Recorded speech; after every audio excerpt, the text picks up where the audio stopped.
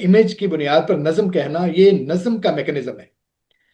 ठीक है ना, वो और तरह से समझने की चीज है। बुनियादी तौर पर इमेज क्या होता है, मिसाल के तौर पे आपने फरमाया कि तौसीए शहर में, उससे मुराद नहीं है। तो जब हम कहते हैं कि बागबान ने आग दी जब आशियाने को मेरे, जिन पे तकिया था वही पत्ते हवा देने लगे, तो अब जाहिर है वो ठीक पत्ते को है। तो नहीं कह रहा, वो तो कुछ और कह रहा है।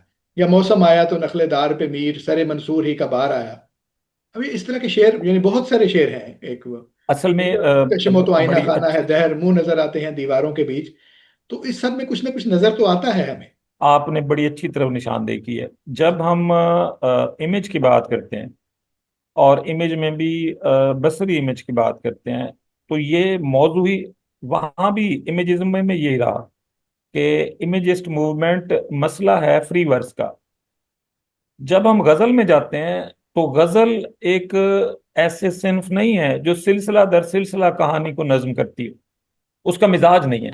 ठीक है। गजल अपने जो पैकर बनाएगी वो हिस्सी होंगे, वो तासुराती होंगे, वो तजरीदी होंगे। लेकिन जिस चीज को हम इमेजिस्ट पोइट्री कहते हैं, वो गजल में उस तरह से मुमकिन नहीं है। मुमकिन है कल कोई गजल का शायर ऐसा आ जाए जो ऐसे इमेजेस, कंक्रीट इमेजेस क्रिएट कर रहे हैं, वरना गजल की खूबी जो हिस्सी इमेज है या जो तासुराती इमेज है उसको क्रिएट करना है। आपने जो मिसालें दी, हम कोई भी, हम ये नहीं, और भी जैसे फारूकी साहब शकेब का के ले लें। यहाँ, जब शकेब के यहाँ भी आप नहीं समझते नए जमाने में आकर, या जफर इकबाल के यहाँ भी नहीं समझते, या इवन जो हमारे सबसे नज्म के सबसे अहम शायर थे इमेजिज्म के हवाले से, अख्तर हुसैन जाफरी, उन्होंने भी जो दो चार गजलें लिखी हैं, जब वो आते हैं, बस एक आंसू के दखल ने मंजरे वफा को बदल दिया था, बस एक मौजे खफी के आगे खसे रवां थी चटान मेरी। हाँ, ये अब यही आप जी इस पूरे शेर में से हमने एक हिस्सी तजर्बा मौसूल किया जी जी।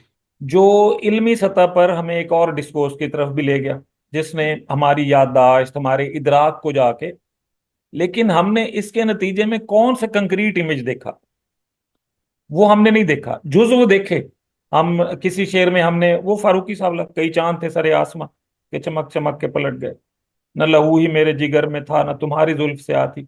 अब इसको हम कंक्रीट करें तो पहले ही इबाम खड़ा हो जाता है कि चांद तो एक होता है आसमान पे, कई चांद तो नहीं होते। तो यहाँ चूंकि मानी इस्ताराती हैं, अब वो अपना शायराना वजूद रखते हैं। तो गजल में शकीब के यहाँ भी यही है, यानी इमेजेस का एक अच्छा सिलसिला है जो तासुर को तकवीत पहुंचाता है। वो इमेजेस, जैसे आपने अख्तर साहब की बात की ना। देखिए ना, माजरत मैं आपकी बात काट रहा हूँ, ये जो इस, आप एक सतह पे जाके ना उसको जोड़ते हैं, उसके साथ शिबली के साथ ना, महाकात की आपने जब बात की है, तो उसमें नहीं, कोई मैं तो इमेजिज्म को शिबली के साथ नहीं जोड़ रहा। मैं नहीं। ये कह रहा हूं कि उर्दू में इस डिबेट को किसी सतह पर शिबली ने पहले किया हुआ है, लेकिन जिस बात को शिबली बयान कर रहे हैं वो मंजर निगारी है, ठीक है। वो यानी तमसालकारी नहीं है। फिर सादा करते हैं बात को, कि इसका मतलब है कि यानी आजाद नज्म के तसव्वुर के बगैर इमेजिज्म का तसव्वुर नहीं है, ये फरमाना चाहते हैं आप? अब मगरबी दुनिया में और उर्दू में नहीं है। इसके अलावा कहीं इमेजिज्म का तस्वुर है तो वो हाइको में है। खुद जो मगरबी शायर हैं ठीक वो है। चीनी शायरी से मुतासिर हुए और हाइको से मुतासिर ठीक है। हुए। हाइको एक मुकम्मल इमेज को पेश करती है, जी बिल्कुल कोई ठीक। भी हाइको होगी जी हाँ। वो एक बात को मुकम्मल करेगी। और उस अच्छा, फिर ये भी है कि हाइको भी अपने अंजाम पर हर नया हाइको या हर मुख्तलिफ हाइको मुख्तलिफ नतीजा अखज कर सकता है। जरूरी नहीं कि हम उसको पहले से कहीं बांध दें। लेकिन जो खुद इमेजिस्ट मूवमेंट वाले हैं, उन्होंने बुनियाद में हाइको को रखा। एक गलत फहमी जो मुझे भी एमफिल के जमाने में रही, जो कि उर्दू में लोगों ने लिखी, ये रिफत अख्तर ने लिखा अपनी किताब में अलामत से इमेज तक में, कि ये लोग चीनी की जो चीन की जो तस्वुराती तस्वीरी जबान है उससे मुतासिर थे। जबकि चीनी जो है वो तस्वीरी जबान नहीं है, वो पिक्टोरियल लैंग्वेज नहीं है। लेकिन ये एक गलत फहमी रही क्योंकि वो इमेज बनाते हैं, और एजरा ने उसके 12 हवाले दिए। उसके लिए एक लफ्ज भी है चीनी जबान का, दरख्त। तो वो जब उसको, और सन, जब वो उनको लिखते हैं तो उनकी जो शक्लें हैं वो वजह करती हैं करीब करीब की वैसी। ऐसे वो ही है, इसका एक आदमी भी। अगला पड़ाव भी है। आदमी भी। जी, जब आदमी आदमी भी आदमी बनाते हैं तो वो ऐसे ही है जैसे आदमी होता है। वो ऐसे शुरू में ऐसे बनाते ही हैं, था, लेकिन पिक्टोरियल था। ये उनकी सीख है, उनकी उनके अल्फाबेट्स नहीं है।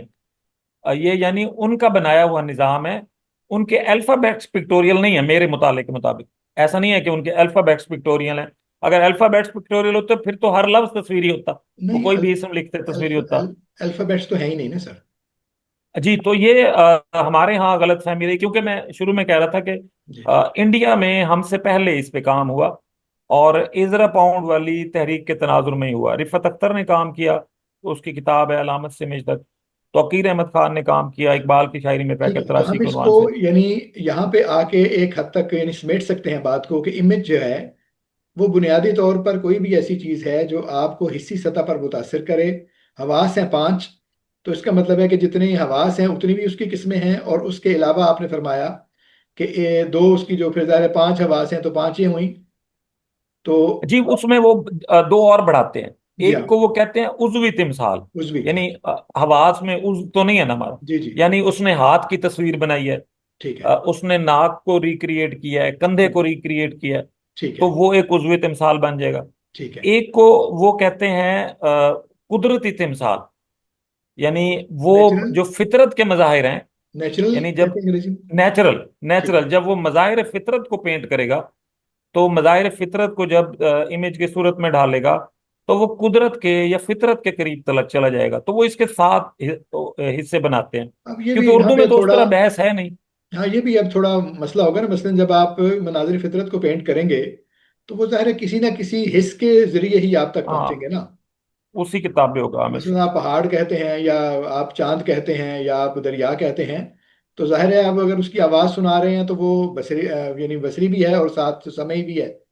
इसमें डॉक्टर तो साहब मैं कहा करता हूँ कि तमसाल की 6 किस्में, और सातवीं वो किस्म है जो आगे बढ़ जाने वाले। आप अख्तर साहब से बात कर रहे थे कि शेर बड़ा होता है कि शायर बड़ा होता है। असल में इन दोनों में से कुछ आगे बढ़ जाता है, अपने तजर्बे की बुनियाद पे, अपनी क्रिएशन की बुनियाद पे, या अपने इजहार की बुनियाद पे। हम्म, बाज तख्लीकार थोड़ा सा आगे बढ़ जाते हैं। वो जो आगे बढ़ते हैं तो वो अक्सर चीजों को नए पहलू पे पेश करते हैं, जैसे ही ठीक। हमने फारूकी साहब के शेर की मिसाल दी। यानी ठीक। अगर हम इस शेर को अपने किसी भी असूलों पर जांचने लग जाएं, तो ये बदमजा हो जाएगा। शेर की मानवियत भी जाती रहेगी, और शेर की लज्जत भी जाती रहेगी। तो जब शायर शायराना जवाब को एक नई रंग में लाकर सामने लाता है, तो वो हमेशा ही चीज को नई नजर के साथ पेश करता है, एक नए पैकर के साथ पेश करता है। वो नया पैकर हमेशा सातवां पैकर होता है। आप जिस भी बड़े शेर में, जिस भी बड़ी नज्म में जाकर देखेंगे, आपको ऐसे कुछ ऐसा दिखाई देगा जो आपके अतराफ नहीं होगा, लेकिन आप उसे कबूल कर लेंगे।